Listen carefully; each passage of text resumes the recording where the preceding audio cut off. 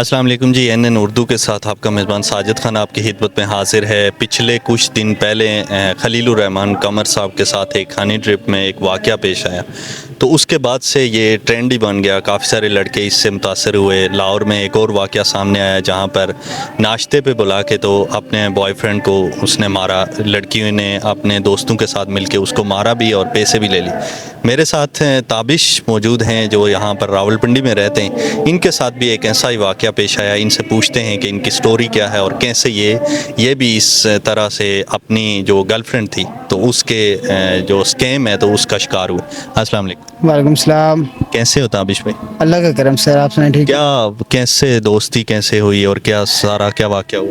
Sir मैं basic TikToker हूँ। मैं टिकटॉक वगैरह बनाता हूँ। तो गुज़श्ता कुछ काफ़ी टाइम पहले से ना मतलब मेरे वीडियोस पे लाइक आना शुरू हुए एक आईडी से। तो हिना नाम की आईडी से एक लाइक आना शुरू हुए, तो वो फिर कमेंट्स आना शुरू हो गए, बढ़ती रही फिर ऐसे। तो फिर अचानक से हमारी बातचीत शुरू हो गई।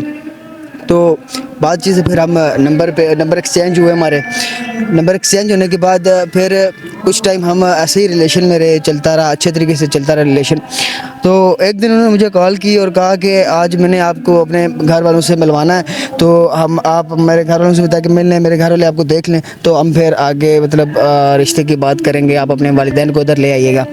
तो मैं फिर चला गया। मुझे उसने जब बुलाया, एक डेट बताई, उस डेट पे मैं उधर पहुंच गया। जब मैं सुबह जाके वहाँ पे पहुंचा तो उसने मुझे अंदर ले गई, डाइनिंग रूम पे बिठाया उन्होंने मुझे। गेस्ट रूम में बैठा मैं जब, तो उसने मुझे जूस ला के दिया, जूस मेरे आगे पेश किया। मैंने जूस पिया, थोड़ी देर बातचीत हुई। फिर मैंने कहा कि आपके वालिदैन किधर हैं, उनको बुलाएं, उनसे बात करूँ और फिर मैं निकलूँ। तो उसने कहा बस आ रहे हैं, आप थोड़ी देर वेट करें। तो अचानक से, पर मुझे पता नहीं, मुझे आइडिया नहीं था कि उसने जूस में क्या ऐसा कुछ मिलाया था कि मुझे आंखें मेरी धुंधली होना शुरू हो गई, चक्कर आना शुरू हो गए मुझे। तो पर उसके बाद फिर मुझे कोई होश नहीं रहा, मेरी आंखें बिल्कुल मतलब मेरा दिमाग ब्लाइंड हो चुका था प्रॉपर पूरे तरीके से। तो जब मुझे मेरे प्रॉपर होश आया, मेरी आंखें खुली, तो मैं एक लकड़ की चेयर पे मुझे उन्होंने बांधा हुआ था, हाथ मेरे पीछे थे और वो लड़की साइड पे खड़ी हुई थी और उसके साथ 3-4 लड़के और भी खड़े हुए थे।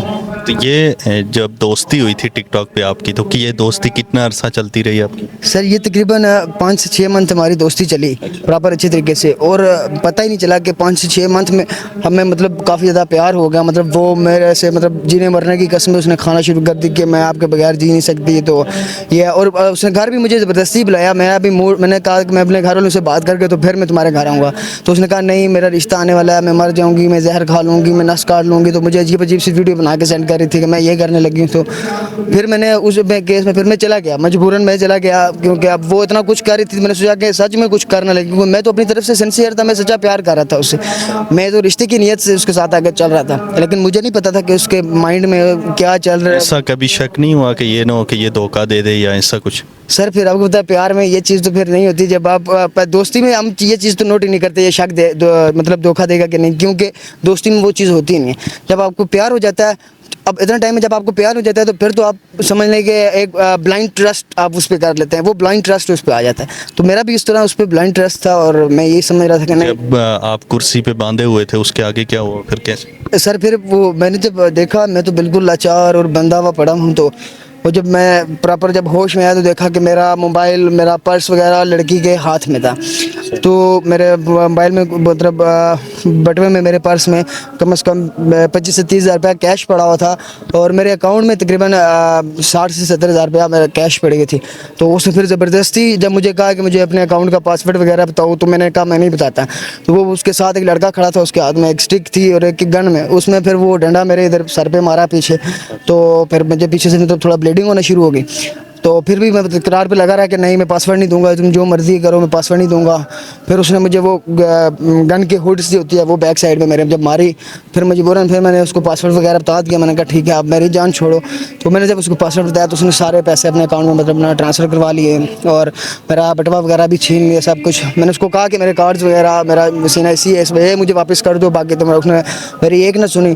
और मोबाइल था मेरा, वो भी उसने मतलब छीन लिया। नहीं, तो आपने उस टाइम उसको नहीं शिकवा किया कि तुम तो इतनी कस्में खा रही थी, इतना कुछ था, तो ये क्या कर रही हो अपने प्यार के साथ? सर मैंने कहा मैं तो आपके अंदर ट्रस्ट करता था, तो आपसे प्यार करता था, मैं आपसे शादी करना चाहता था, आप मेरे साथ ऐसा क्यों करी? तो उसने मतलब ना बड़े ही अजीब से अंदाज में कहा कि तुम कोई पहले लड़के नहीं हो जिसके साथ ऐसा हो रहा है। तो हमने और भी बहुत कुछ ऐसा ही किए। तो फिर उसके बाद उन्होंने मतलब जो लड़के थे उन्होंने मतलब मुझे बेहोश करने के लिए मतलब काफ़ी डंडे से मेरे सर पे बैक साइड में मुझे मारा। और फिर उसके बाद दोबारा जब प्रॉपर मैं नहीं समझ आ रही थी, बस इतना मुझे थोड़ा सा होश आया कि मुझे किसी वैगन टाइप या कैरी डब्बा उसमें किसी में पड़ा हुआ था। उसके बाद फिर मुझे कोई होश नहीं आई। फिर मुझे मतलब पीछे एक पार्क एक है, वहाँ से फिर मेरी प्रॉपर जब होश में आया तो उधर पार्क में था, और वहाँ से फिर मैं किसी तरह से लिफ्ट मांगता मंगवाता घर तक पहुँचा। जब वापस आ गए हो तो फिर उससे कोई राब्ता नहीं हो सका, जो नंबर था आपके पास या जिस तरह भी कंटेंट करते थे? नहीं सर, फिर वो एक तो मोबाइल उसके पास था, जब मैंने दोबारा मोबाइल लिया तो वो टोटल हर चीज़ से मैं ब्लॉक था। उसकी जो आईडी थी वो टोटल मेरे हर चीज़ से ब्लॉक जा रही थी, मतलब किसी से भी। अक्सर ये होता है कि फेसबुक पे या टिकटॉक पे जो भी लड़की का अकाउंट होता है तो वो या तो उसे प्राइवेसी लगी होती है या वो रिप्ले ही नहीं करती है। तो ये जब रिप्ले आपको आ गया तो इसका मतलब है कि ये स्कैम ही आपके साथ कर रही थी? नहीं सर, इसका फिर मुझे नहीं पता लगा, क्योंकि जैसे आपने बताया कि प्राइवेसी लगी होती है, मतलब उसने जब मुझे मैसेजेस किए तो उसकी आपने जब शुरू में उसको मैसेज किया तो कितना टाइम लगा उसको इम्प्रेस करने में?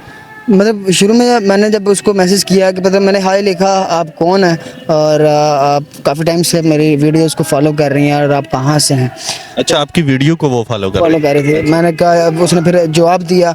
फिर मैंने एक और मैसेज किया तो उसने जवाब नहीं दिया। अब टिकटॉक पे जब प्राइवेसी लगी तो उस पर लिखा होता है कि लास्ट फर्स्ट 3 मैसेज, उसके बाद आप ऑटोमेटिकली ब्लॉक हो जाते हैं। फिर वो जब उसकी मर्जी अगर वो आपको अनब्लॉक करने दें। अब जब वो ब्लॉक हो गया तो फिर तो मुझे यकीन हो गया कि लड़की है, क्योंकि लड़का होता तो वो मैसेज चैटिंग चलती रहती, उसने मुझे ब्लॉक कर दिया।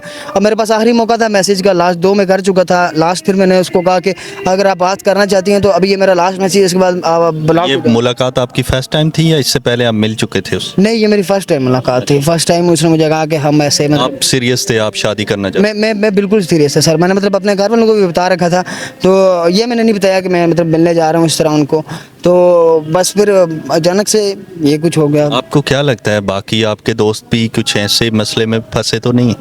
सर हो सकता है, कहा नहीं जा सकता, क्योंकि हर किसी की लाइफ में कोई ना कोई लाजमी होता है। जैसे मेरी लाइफ में अब ये थी, एक ही थी, तो ऐसे और भी मेरे काफ़ी दोस्त हैं उनकी लाइफ में है। अब ये नहीं पता कि मतलब वो क्या है क्या नहीं है, लेकिन मैं मतलब अब यही पैगाम देता हूँ अपने दोस्तों को भी कि यार बच के रहो, बुरे वक्त का नहीं पता होता। अब मैं जिस तरह से सिंसियर, हम लड़कों की सर एक आदत है कि हम लड़की पे ना बहुत जल्दी भरोसा कर लेते हैं, जो कि नहीं करना चाहिए। हम बहुत जल्दी भरोसा कर लेते हैं, उससे सब कुछ मान लेते हैं और बस ये कहते हैं बस ये ना मिली तो मर जाएंगे। और लड़कियों की ऐसी हालत नहीं होती।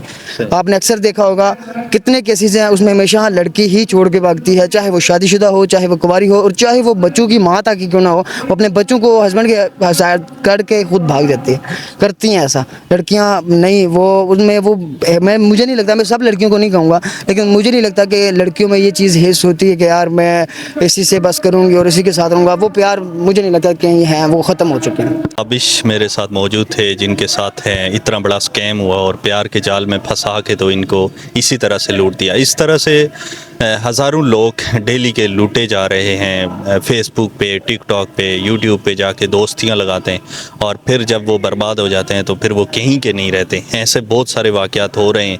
कुछ वाक़यात जो है तो वो मीडिया पे आ जाते हैं, लेकिन ज़्यादातर वाक़यात जो है तो वो किसी को पता नहीं चलता है कि कहाँ पे क्या हो गया। तो ये हमारी जो स्टोरी थी ये स्क्रिप्टेड थी, ये सिर्फ ये बताना था आप लोगों को कि ऐसा आपके साथ भी हो सकता है। तो इसलिए प्लीज़ आप होशियार